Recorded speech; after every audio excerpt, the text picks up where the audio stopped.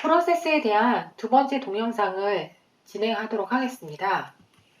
제가 지난 동영상에서 설명드린 것이 생명주기 프로세스에 대해서 설명을 드렸고요. 이거는 이제 프로세스 모델에 대해서 설명을 드리도록 하겠습니다. 프로세스 모델이 무엇이 있고 그리고 그 모델들의 장단점이 무엇인지를 파악을 함으로써 프로세스를 어떻게 정하는지에 대한 중요성도 한번 같이 이해를 해볼 수 있을 것 같습니다. 자, 프로세스 모델이라는 것이 무엇인지에 대해서 먼저 알아보게 되면요. 프로세스 모델은 일반적으로 모델이 될 만한 프로세스를 기술한 것이라고 되어 있습니다.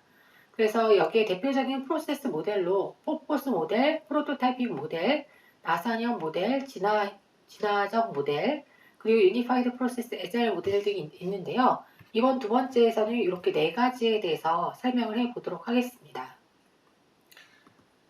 포포스 모델이라고 하는 것은 가장 오래되고 널리 사용된 프로세스 모델이라고 합니다. 그래서 우리가 요구 분석 설계 구현 테스트라고 한다면 그 각각에 대한 단계가 그 다음 단계 시작 전에 끝나도록 하는 것을 이야기합니다.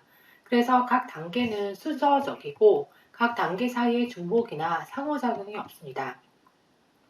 각 단계의 결과는 다음 단계가 시작되기 전에 점검을 하게 됩니다. 그리고 직능 중심의 프로젝트 조직이 만들어집니다. 즉 무슨 얘기냐면 요구 분석이면 요구 분석 조직, 설계면 설계 조직, 구현이면 구현 조직, 테스트면 테스트 조직 이렇게 나뉘게 되는 거죠. 그리고 이 각각에 대해서는 결과물이 나오기 때문에 결과물에 대한 정의가 중요하다라고 볼 수가 있습니다. 즉 각각의 이 조직의 펑션은 결과물에 따라 달라진다라고 볼 수가 있겠습니다. 그래서 이러한 워터폴 모델은 크고 복잡한 오래 지속되는 프로젝트에 적합합니다. 그러면 그렇게 크고 복잡하고 오래 지속되는 프로젝트라는 것은 어떤 프로젝트일까요? 예를 들어서 국방 프로젝트를 하게 되면 국방 프로젝트는 5년에서 최소 10년이 걸립니다. 따라서 이러한 길게 걸리는 프로세스에 대해서 폭법수 모델이 적당할 수 있습니다.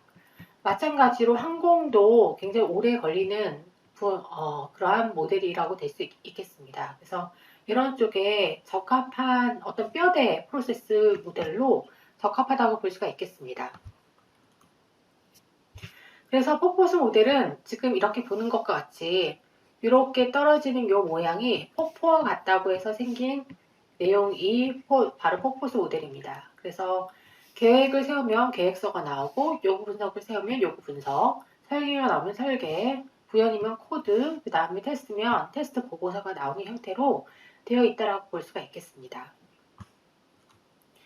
이것을 좀 확장한 모델이 V 모델입니다. V 모델이라는 것은 검증을 강화하는 관점에서 폭포수 모델을 확장한 테스트 모델이라고 할 수가 있겠습니다. 즉 요구 분석에 있으면 요구 분석 검증을 하는 작업들이 필요합니다. 그 파트가 인수 테스팅에 해당이 되는 거죠. 그리고 시스템 설계가 있는데 시스템 설계를 위해서는 시스템 테스팅을 해서 검증이 가능하고요. 상세 설계에 대해서 인터페이스 검증을 함으로써 이제 검증을 하게 됩니다. 코딩에 있어서는 모듈 검증을 함으로써 단위 테스팅을 하게 됩니다. 따라서 진행은 요구 분석, 시스템 상세 설계, 코딩을 지나서 단위 테스팅, 통합 테스팅, 시스템 테스팅, 인수 테스팅으로 올라감으로써 V의 모양을 구현을 하게 되는 것이죠. 폭포수 모형의 장단점에 대해서 살펴보도록 하겠습니다. 우선 장점을 보게 되면 프로세스가 단순하고 초보자가 쉽게 적용 가능하다라는 장점이 있고요. 그 다음에 중간 산출물이 굉장히 명확합니다. 그리고 코드 생산 전에 충분히 연구를 하고 분석을 하는 단계, 설계를 하는 단계가 이루어집니다. 그리고 각 단계별로 정형화된 접근 방법이 가능합니다. 워터폴 모델은 문서 기반의 방법론입니다. 그래서 체계적인 문서화가 가능하고 그렇게 함으로써 프로젝트 진행을 명확하게 할 수 있습니다.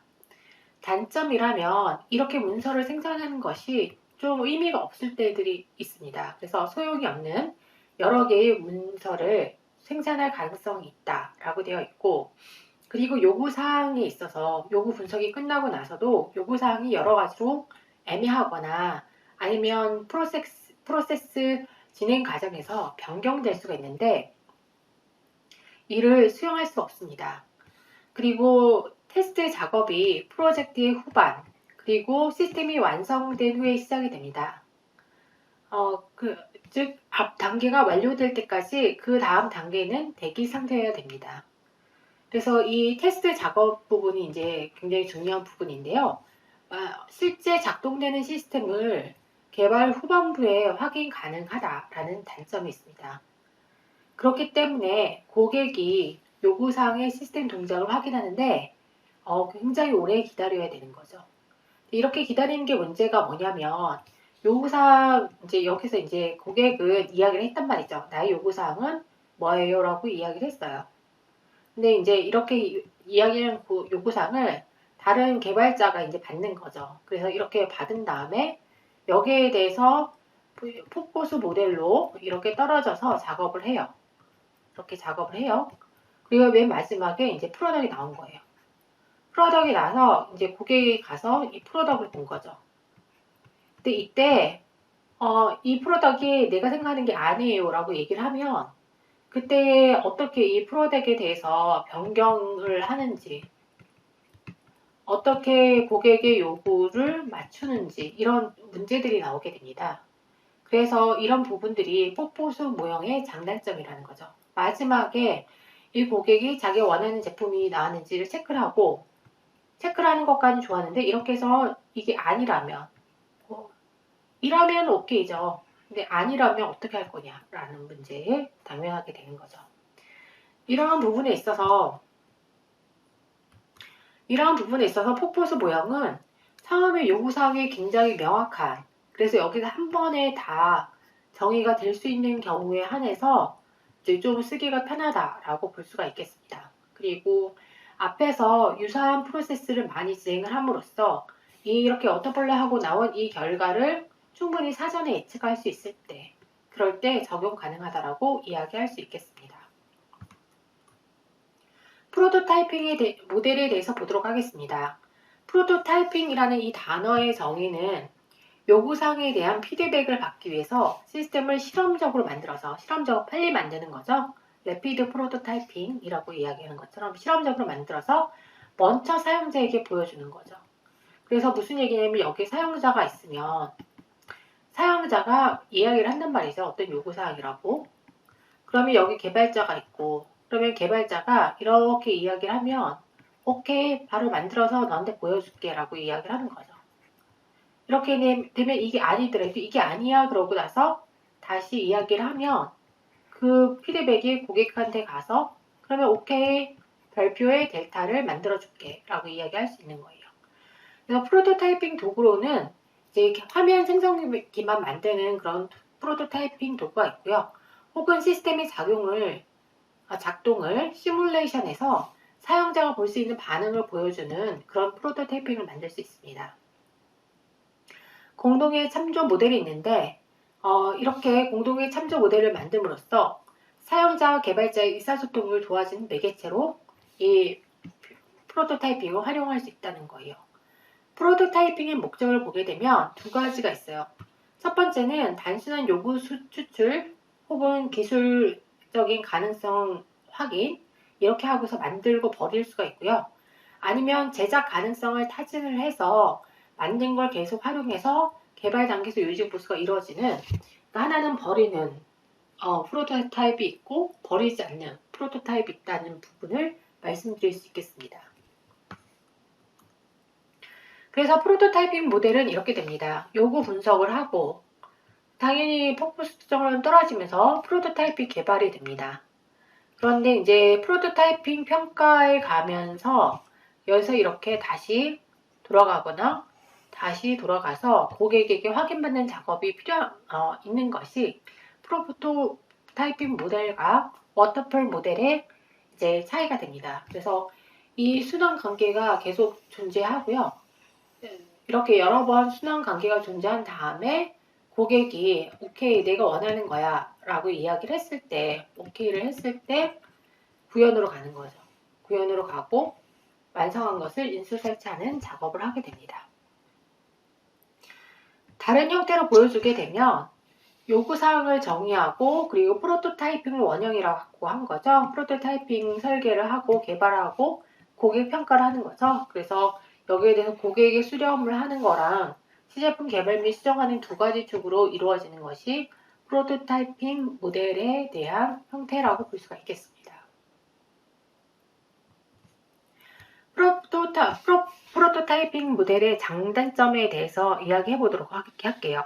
장점이라고 하면 빨리 보여주기 때문에 가시적이고, 그러니까 잘 볼 수 있다는 거죠.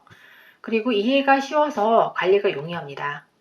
사용자가 초반에 이거이다 아니다를 얘기할 수 있기 때문에 사용자의 의견 반영이 잘 됩니다. 그의 또 다른 말로 상용자가 아니고 사용자 요구사항의 확인이 용이합니다. 정적인 요구 명세 및 문서화 대신에 실질적으로 수행되는 물리적인 모형을 확인할 수 있습니다. 그리고 사용자가 더 많은 관심을 가지고 참여할 수 있고 개발자는 요구를 더 정확히 도출할 수 있습니다. 단점이라고 한다면 단점은 최종 소프트웨어 제품을 완성하기 전에 고객이 시제품을 완제품으로 간주할 가능성이 있습니다. 그리고 부족한 문서에 따라서 일단 만드는 거는 이렇게 고객이 있으면 만든 데까지 잘 전달을 해주는데 그리고 나서 이 부분에 대해서 불만이 또 생길 수 있잖아요. 그런 부분에 있어서 수정을 이걸 다시 이렇게 델타 버전으로 하려면 개발자가 계속 여기 있는 게 아니거든요. 개발자도 다른 개발자가 올 수 있거든요. 그때 그러면 기존에 개발했던 요거를 이해를 해야 되는데 문서가 없으면 이해하기 어려운 거죠. 그리고 반복적인 시제품 개발의 종료 시기 문제가 있습니다. 무슨 얘기냐면 개발자가 오케이 나 이런 요구사항 원해 해서 만들어줬어요. 아 이거 아니야? 이거 아니야 이거 아니야 이거 아니야 라고 하면 이거 도대체 언제 끝나서 개발로 가냐는 거죠. 그리고 오해 기대 심리 유발이 있는데요. 이렇게 고객이 있는데 내가 얘기를 했더니 내가 원하는 걸 단번에 만들어줬어요. 별표. 그래서 이제 UI도 있고 동작을 해보니 동작도 돼요. 그러면 이제 다 끝난 줄 아는 거예요. 고객은. 그런데 사실 그 뒷단에 많은 것들이 있을 수 있죠. 그래서 여기서 여러분들이 뭐 예를 들어서 파일 시스템을 썼다면 이걸 데이터베이스로 만들어야 될 수도 있고 서버로 만들어야 될 수도 있고 뭐 여러 가지가 있는데 그런 것들을 고객이 모른다는 거죠. 자기가 눈에 보이는 건 요거밖에 없으니까. 그래서 다 만들었네? 그러면 너가 다 만들었으니까 3개월 내로 일을 해줘. 막 이런데 사실 남은 일은 1년이고 2년이고 뭐 이러면 골치가 아픈 거죠. 그리고 관리가 어렵다라는 단점이 있습니다. 즉 중간 산출물이 없기 때문에 그런 부분에 있어서의 정의가 난해하다라고 볼 수가 있겠습니다. 프로토타이핑 모델의 적용에 있어서 보게 되면 적용은 개발 착수 시점에 요구가 불투명할 때 프로토타이핑 하기가 적당합니다. 그리고 실험적으로 실현 가능성을 타진해 보고 싶을 때도 프로토타이핑이 필요하고요. 혁신적인 기술을 사용해 보고 싶을 때도 기술에 대한 프로토타이핑을 할 필요가 있습니다. 그래서 요거는 이제 어떻게 보면 로우 피델러티 프로토타이핑이라고 하는 건데요. 그냥 제가 구글링을 해서 여기서 한번 가져와 봤습니다. 다음으로는 나선형 모델에 대해서 이야기를 해보도록 하겠습니다. 나선형 모델은 보헤미 제안을 했습니다. 즉 폭포스 모델도 그렇고 그리고 원형 모델이라고 하는 거는 프로토타이핑 모델이죠. 프로토타이핑 모델을 원형 모델이라고 합니다. 그래서 원형 모델의 장점을 수용하고 위험 분석을 추가할 점증적인 개발 모델을 제시를 했는데 그것이 나선형 모델입니다. 프로젝트 수행 시 발생하는 위험을 관리하고 최소화하려는 것이 목적입니다. 즉 여기서 위험이라는 단어가 나는데 이 리스크 관리가 나선형 모델의 굉장히 중요한 특징 중의 하나입니다. 그래서 소프트웨어 기능을 나누어서 점증적으로 개발을 하고요. 그리고 실패의 위험을 줄이고자 하는 노력이 들어간 것이 나선형 모델이고, 테스트가 용이하다라는 이야기가 있고, 피드백 이야기가 있습니다. 즉, 피드백을 자주 받아서 하겠다라는 것이고, 반복 순환 단계를 가집니다. 즉, 여러 개의 점증적인 릴리즈를 하게 된다라고 말씀드릴 수 있겠습니다. 나선형 모델은 4가지의 어떤 행위를 반복하는 것입니다. 첫 번째는 목표와 방법, 제약 조건을 결정하고, 그 두 번째 단계는 위험 요소에 대한 분석 및 해결을 수행하게 됩니다.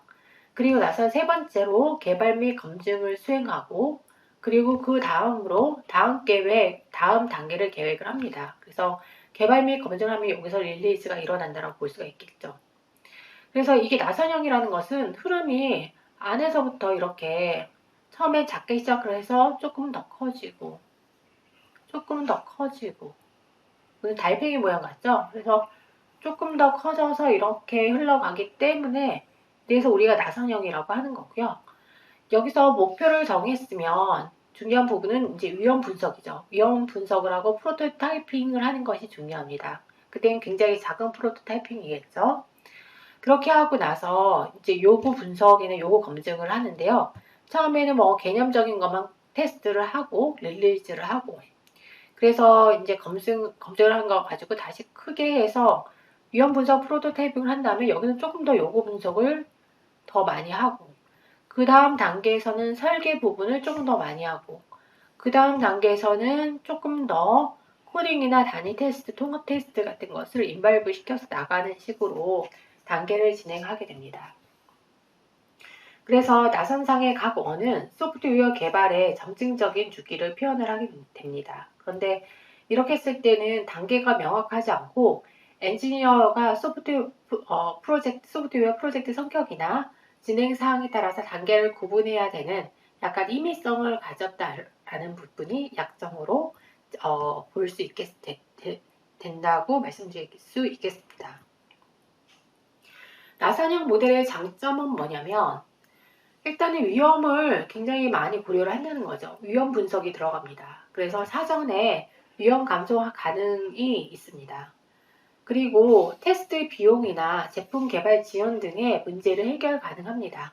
그래서 테스트가 비용이 굉장히 많이 드는 그 부분을 점증적으로 함으로써 해결을 하는 거죠. 그리고 개발 지연도 계속해서 릴리즈가 나오기 때문에 이거를 1년짜리 개발이면 1년까지 기다릴 필요 없이 뭐 예를 들어서 6개월부터는 좀 쓸만한 게 나오도록 하고 더 보안 제품이 나올 수 있도록 할 수 있습니다. 반복적인 개발 및 테스트를 함으로써 강인성, 로버스트니스죠. 로버스트니스입니다.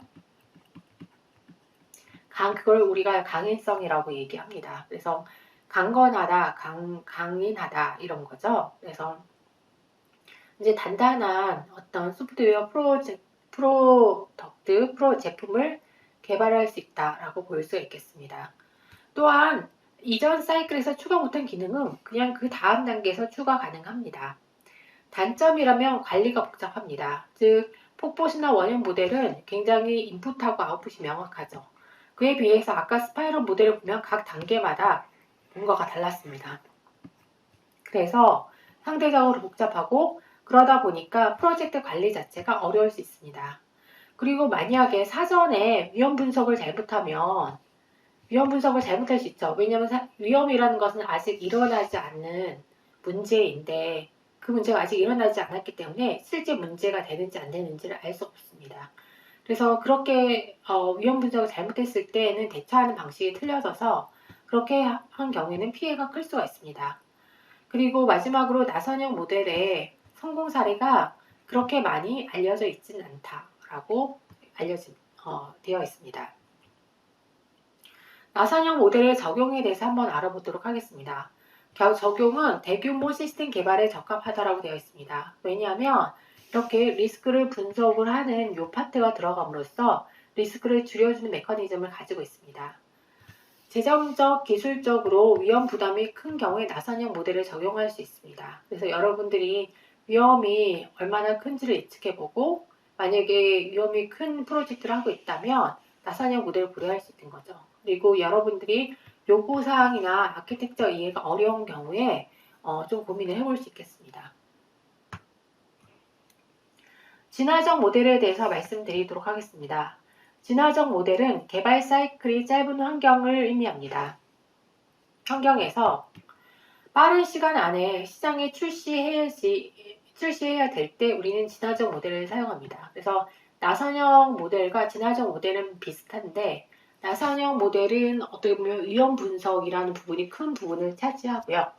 진화적 모델은 그보다는 각 제품의 릴리즈에 좀 더 포커스를 맞추고 있습니다. 그래서 개발 시간을 줄이는 법은 시스템을 나누어서 점진적으로 개발을 하는 부분입니다. 그래서 릴리즈 구성 방법을 보게 되면 기능별로 릴리즈를 할 수 있고 반복적인 방법으로 보게 되면 릴리즈 할 때마다 기능의 완성도를 높일 수 있습니다. 그래서 개발자하고 사용자가 있으면 일단 첫 번째 사용할 수 있도록, 두 번째 릴리즈 사용할 수 있도록, 세 번째 버전 사용할 수 있도록 만들어주는 게 포커스가 된 것이 진화적 모델이라고 볼 수가 있겠습니다. 그런데 이제 이 진화적 모델에서 처음 시작할 때는 핵심적 요구사항에 포커스되고 그 다음에 좀 더 부가적인 부분을 넣어서 1단계 진화, 좀 더 부가적인 내용을 넣어서 N단계 진화 이런 식으로 해볼 수 있다는 거죠. 그 안에는 워터폴 모델을 그대로 어댑트 할 수도 있겠습니다. 진화적 모델의 장점을 보게 되면 몇 가지 기능이 비록 부족하더라도 초기에 사용하거나 교육하는 것이 가능하다라는 부분이 있고요. 그리고 처음에 요구사항이 좀 불안정한 경우가 많죠. 그래서 불안정한 요구사항에 대응을 잘할 수 있고 사용자의 요구를 빠르게 반영할 수 있는 장점이 있습니다. 새로운 기능을 가진 소프트웨어에 대한 시장을 빨리 형성하고 빨리 릴리즈를 해서 시장의 반응을 살필 수 있습니다. 시스템의 완성도를 점진적으로 향상시킬 수 있습니다. 가동 중인 시스템에서 일어나는 예상치 못했던 문제를 신속하고 꾸준하게 고쳐나갈 수 있다는 장점이 있습니다. 단점이라고 한다면 단점은 다수의 버전으로 프로젝트가 복잡해지기 때문에 큰 프로젝트에는 부적합할 수 있습니다. 왜냐하면 계속 릴리즈를 해야 되는데 하나의 제품을 가지고 이렇게 키워나가면 어떤 소규모의 개발팀에는 좋을지 몰라도 200명이 만약에 같은 프로젝트에 달려있다고 생각을 하면 쉽지 않겠죠? 그리고 또한 프로젝트, 이게 개선을 하는데 이게 붙이는 게 만만치 않습니다, 사실. 그러다 보니까 프로젝트의 비용 및 일정 증가가 있고요. 끝이 안 보일 수 있어. 이거 프로토타이핑에서도 같이 나왔던 단점이었죠. 그래서 끝이 안 보일 수 있어서 실패 위험이 커진다라는 단점이 있습니다. 그래서 그 하나의 제품에 계속 제품의 피처를 붙여 나간다는 게 그냥 이렇게 블럭처럼 이렇게 구성이 된 거에 하나 넣는 건 쉬운데 그게 아니거든요. 소프트웨어 시스템은 여러분들이 파일 클래스 함수를 만들면 그 사이에 수많은 콜 관계가 있습니다. 그래서 그 콜 관계 안에서 요게 이제 뭐 하나를 덧붙인다고 여기 넣으려고 할 때 도대체 어디랑 연결을 해야 되는지부터 문제가 생기거든요. 그래서 그런 부분에서 각각 이렇게 기능을 추가하는 게 그렇게 쉽지는 않다라는 부분이 이제 진화적 모델의 단점이라고 볼 수가 있겠습니다. 그에 따라서 진화형 모델의 적용을 보게 되면 시스템의 요구사항을 사전에 정의하기 어려운 경우 그때 프로토타이핑의 그런 성격을 가지고 있기 때문에 진화형 모델을 사용할 수 있겠습니다. 그리고 프로토타이핑 모델과의 차이점이라고 볼 수 있는데 진화형 모델은 프로토타이핑을 한 파트를 계속 해나갑니다. 그래서 지속적으로 재사용할 경우에 진화형 모델이라고도 할 수 있게 되는 거죠. 네, 여기까지 진화형 모델까지 알아봄으로써 네 가지의 약간은 고전적인 프로세스 모델에 대해서 한번 살펴보았습니다. 감사합니다.